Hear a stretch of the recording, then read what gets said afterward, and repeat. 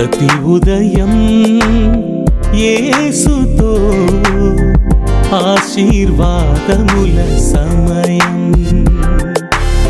ప్రతి ఉదయం యేసుతో ఆశీర్వాదముల సమయం. రోజుకు సరిపడ జీవాహారం, రోజుకు సరిపడ జీవాహారం, ప్రతి స్థితిలోను సగు విజయం, ప్రతి స్థితిలోను సగు విజయం. ప్రతి ఉదయం యేసుతో ఆశీర్వాదముల సమయం. షలోం. ప్రభునందు ప్రేమైన వారులారా, ఈ చక్కని ఉదయకాలన మన విమోచకుడైన యేసుక్రీస్తు వారి శుభనామంలో మీ అందరికీ కూడా శుభములు తెలియజేసుకుంటున్నాను. శ్రమ కలిగినప్పుడు మనం అనేక మార్లు మన క్రియల కన్నా ఎక్కువగా మన మాటల చేత దేవుణ్ణి రెచ్చగొట్టువారంగాను దుఃఖపరచువారంగాను ఉంటాం.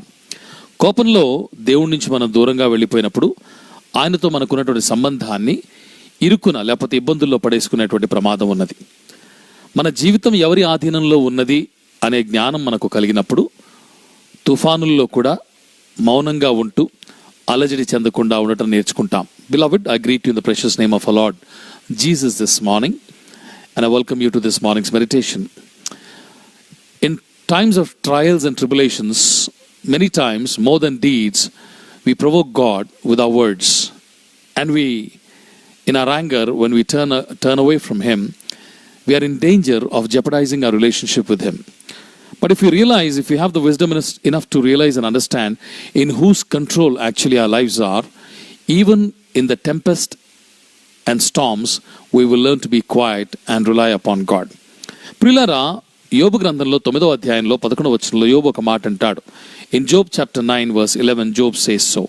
ఇదిగో ఆయన నా సమీపమున గడిచిపోచున్నాడు గాని నేను ఆయనను కనుగొనలేను, నా చేరువను పోచున్నాడు గాని ఆయన నాకు కనబడడు అన్న మాట చూస్తాం. In English it says, behold, he passes by me and I see him not, he moves on but I do not perceive him. దేవుణ్ణి కనులారా చూడకపోయినా కూడా ఆయన ఉన్నాడు అనేటువంటి నమ్మకం కలిగినటువంటి మాట యోబు పలిగినట్టుగా చూస్తున్నాం. ఆయన ఎటువంటి గడ్డు పరిస్థితుల్లో వెళ్ళినా కూడా వ్యక్తిగతంగా దేవుడు ఎక్కడో దగ్గరలోనే ఉన్నాడు, సమీపంలో ఉన్నాడు, ఆయన నా పక్క నుంచి దాటిపోచున్నాడు కానీ నేను ఆయనని కనుగొనలేకపోతున్నాను, చూడలేకపోతున్నాను అని విశ్వాసంతో పలికినట్టుగా చూస్తున్నాడు. ఎందుకంటే దేవుడు తన జీవితాన్ని తన ఆధీనంలో ఉంచుకున్నాడన్న సత్యాన్ని యోబు ఆత్మీయ నేత్రాలతో చూడగలుగుతున్నాడు కాబట్టి ఆ మాట పలికాడు. మనకందరికీ తెలిసిన మాట ఏంటంటే దేవుడు వెలుగై ఉన్నాడు, వెలుగులో ఉన్నాడు. We all know that God is light and that God is in the light. అయితే this is only one side of the revelation. ఇది కేవలం ఆయనకు చెందినటువంటి ప్రత్యక్షతకు ఒకవైపు మాత్రమే. జ్ఞాని అయినటువంటి సొలొమోను మరోవైపు కూడా చూశాడు. The most wisest kings of all, Solomon, saw the other side as well. And what is the other side?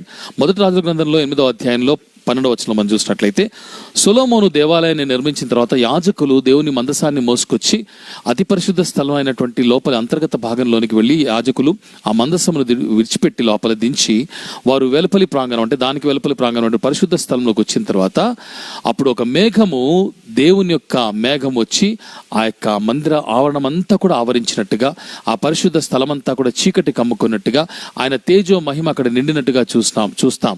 అప్పుడు యాజకులు వారి సేవలను అక్కడ కొనసాగింపలేకపోయినట్టుగా చూస్తాం. ఆ సమయంలో సొలొమోను పలికినటువంటి మాట ఏంటంటే, గాఢాంధకారముందు నివాసము చేయుదునని యెహోవా సెలవిచ్చున్నాడు అని పలుకుతాడు. We see that when the priests and the Levites, they bring the ark of the Lord and carry it inside the temple that Solomon built, and they take it inside to the innermost sanctuary and keep it there, and as they are just leaving the holiest of the holies and enter into the holy place, we see that dark clouds come down and fill the entire tabernacle. The glory of the Lord fills the entire place, and the priests are unable to perform their priestly duties. And that's when Solomon says in 1 Kings chapter 8 verse 12, the Lord said that he would dwell in thick darkness. గాఢాంధకారముందు నివాసము చేయదనని యెహోవా సెలవిచ్చుచున్నాడు. ఇది చాలా గంభీరమైన మాట. ప్రభునందు ప్రేమైనటువంటి వారు మనం గుర్తుపెట్టుకోవాలి, ఈ మాట చాలా గంభీరమైనటువంటి మాట. ఎందుకంటే అక్కడ ఉన్నటువంటి సందర్భాన్ని బట్టి మాత్రమే కాకుండా క్రైస్తవ విశ్వాస జీవితానికి సంబంధించి కొన్ని ప్రాముఖ్యమైనటువంటి మాటలు ఈ యొక్క వాక్య భాగాలను ఆధారం చేసుకుని ప్రభు మనతో మాట్లాడడానికి ఇష్టపడుతుంటున్నాడు. Christian life is like a walk from the outer court to the innermost sanctuary through the holy place of the tabernacle. But when we pass through, there is sunlight in the outer court. Jagrataga na maatlu vinandi. Please pay attention to what I'm saying this morning. There is sunlight in the outer court. There is candlelight in the inner court. But there is no light in the innermost court. Na maatlu jagrataga gamaninchandi. Velupali ప్రాంగణములో సూర్యకాంతి ఉన్నది, లోపలి ప్రాంగణమైనటువంటి పరిశుద్ధ స్థలంలో దీపకాంతి ఉన్నది. అయితే అతి పరిశుద్ధ స్థలమైనటువంటి అంతర్గత ప్రాంగణంలో ఎలాంటి కాంతి కూడా లేదు అన్న విషయాన్ని మనం గుర్తుపెట్టుకోవాలి. దేవుని సన్నిధి ఉండే చోట్ల కొన్నిసార్లు ఎలాంటి కాంతి లేకుండా చీకటిగా ఉంటుంది. అంత మాత్రాన దేవుడు లేడని కాదు, దేవుడు చీకటిలో కూడా ఉంటాడని సొలొమోను చెప్పినట్టుగా మనం కీర్తనాకారుడు పలికిన మాటలు కూడా మనం చూస్తాం. కానీ దానికన్నా ముందు ఒక మాట మీకు చెప్తాను చూడండి. ఆ కీర్తనాకారుడు పలికినటువంటి మాట ముందుగా చూద్దాము. కీర్తనలు 97:2 చూసినట్లయితే మేఘాంధకారములు ఆయన చుట్టూ ఉండునన్న మాట పలుకుతాడు. We see that clouds of darkness surround God in Psalms 97 verse 2. రాజులకు రాజు అయినటువంటి దేవుడు, రాజాది రాజు అయినటువంటి వాడు, రాజ్యమేలుచున్నటువంటి వాడు మేఘాంధకారములు ఆయన చుట్టూ కూడా కమ్ముకొని ఉన్నట్టుగా అక్కడ రాయబడిన మాటలు మనం చూస్తాం. ఈ లోకపు రాజులైతే మిరుమిట్లు గొలిపేటువంటి ప్రకాశవంతమైనటువంటి దీపకాంతుల్లో వారు ఆసీనులై ఉంటారు. కానీ రాజాది రాజు అయినటువంటి దేవుడు మాత్రము చీకటి మధ్యన నివసించేవాడుగా కూడా ఉన్నట్టుగా వాక్యం మనకు జ్ఞాపకం చేస్తుంది ప్రేమైనటువంటి వారు. కాబట్టి జీవితంలోని కడు చీకటి పరిస్థితులు గుండా మనం వెళుతున్నప్పుడు, అంధకారమయమైనటువంటి పరిస్థితులు గుండా మనం వెళుతున్నప్పుడు దేవుడు లేడని అనుకోకూడదు, కానీ దేవుడు పక్కనే ఉన్నాడు అని యోబు ఏ విధంగా విశ్వసించాడో అందుబాటులోనే ఉన్నాడని చెప్పి మనం నడవాల్సిన వారంగా ఉంటున్నాం. అయితే చీకటిలో ఎలా నడుస్తాం మనము? చీకటిలో వెలుతురు లేనప్పుడు ఎలా నడుస్తాము? అందుకే 2 కొరింథీయులు 5:7 పౌలు అన్నటువంటి మాట ఏంటంటే వెలిచూపు వలన కాక విశ్వాసం వల్లనే నడుచుకుందాం అంటాడు. That's why how can we walk in darkness in times of trials and tribulations? We must understand that we are actually walking through a dark patch in life, a dark phase in life. But that doesn't mean that God is not there in the darkness, as we have just heard and read from various scripture portions, that God's presence also dwells in the middle of darkness. Therefore, when you're passing through a dark phase in life, know that God is right there in the middle of it. But how do you walk in darkness when you cannot see? In 2 Corinthians chapter 5 verse 7, Paul tells us that we walk not by sight but by faith. చీకటిలో వెలిచూపు వల్ల కాక విశ్వాసం వల్ల తడుముకుంటూ కూడా చీకటిలో నా దేవుడు ఉన్నాడని విశ్వాసాన్ని బట్టి మనం ధైర్యంగా నడుచువారంగా ఉండాలనే మాట మనకు జ్ఞాపకం చేస్తుంటున్నాడు. ప్రియులారా, ప్రకటన గ్రంథంలో 22వ అధ్యాయంలో 5వ వచనం చూసినప్పుడు పరమ యెరూషలేమైనటువంటి ఆ పరలోక రాజ్యంలో ఒక దినం మనం అంతా కూడా ఉండబోతున్నాం.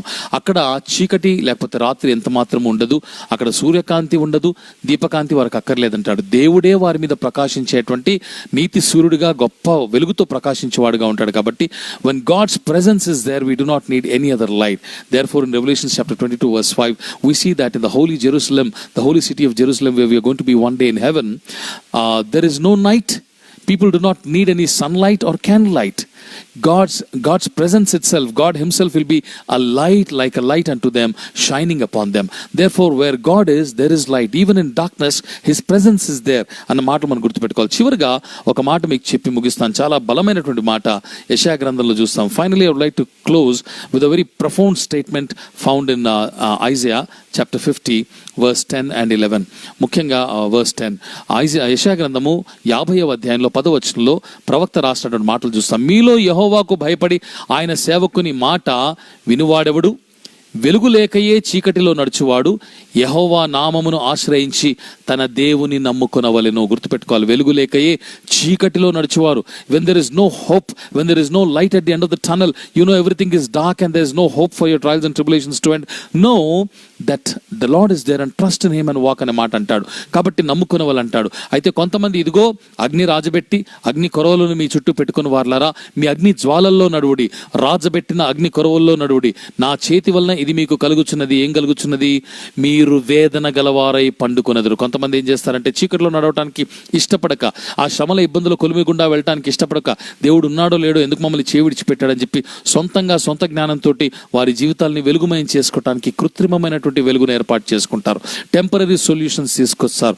అడ్డదారులు తొక్కేటువంటి వారుగా ఉంటారు. అట్టి వారి గురించి దేవుడు పలికిన మాట ఏంటంటే, వారు రాజబెట్టుకున్నటువంటి అగ్ని కొరవల్లో వారు నడుస్తారు, వారు వేదన గలవారై పండుకుంటారు, వారికి శ్రమలు సంభవిస్తాయి.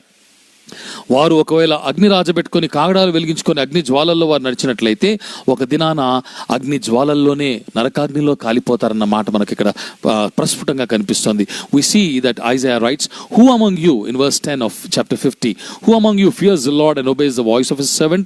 Let him who walks in darkness and has no light trust in the name of the Lord and rely on his God." What a wonderful statement.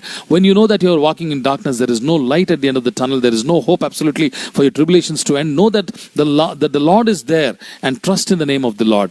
That's what Isaiah is trying to tell us, and he's asking us to rely on God.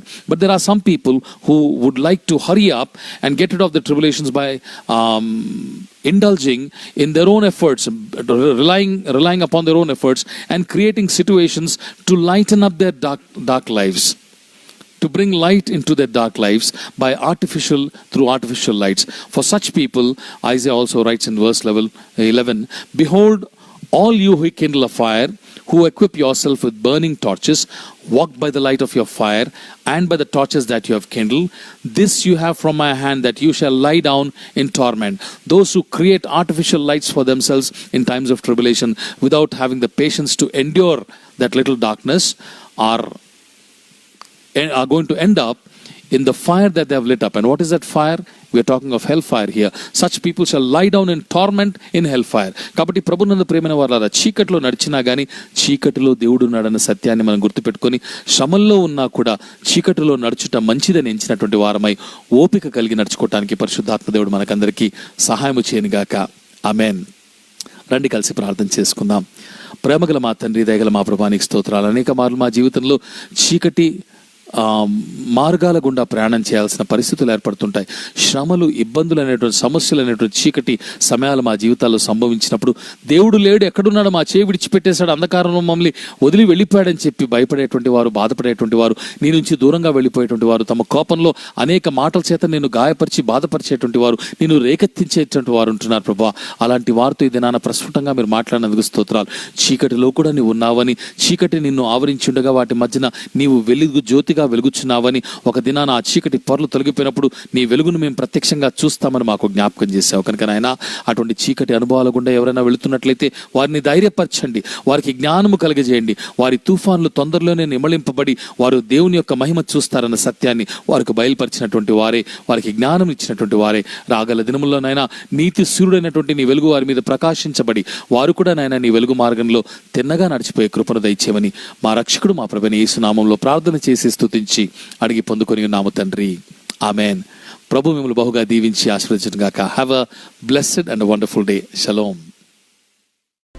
ప్రతి ఉదయం యేసుతో ఆశీర్వాదముల సమయం.